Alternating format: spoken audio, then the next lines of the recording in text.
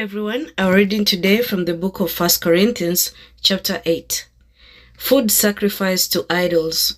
Now, regarding your question about food that has been offered to idols, yes, we know that we all have knowledge about this issue, but while knowledge makes us feel important, it is love that strengthens the church. Anyone who claims to know all the answers doesn't really know very much, but the person who loves God is the one whom God recognizes. So what about eating meat that has been offered to idols? Well, we all know that an idol is not really a god and that there is only one God.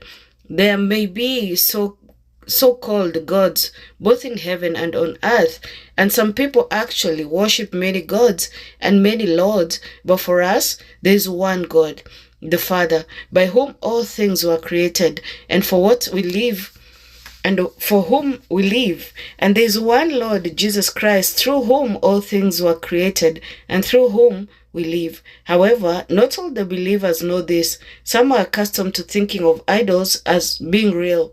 So when they eat food that has been offered to idols, they think of it as a worship of real gods, and their weak consciences are violated. It's true that we can't win God's approval by what we eat. We don't lose anything if we don't eat it, and we don't gain anything if we do. But you must be careful so that your freedom does not cause others with a weaker conscience to stumble. For if others see you with your superior knowledge eating in the temple of an idol, won't they be encouraged to violate their conscience by eating food that has been offered to an idol?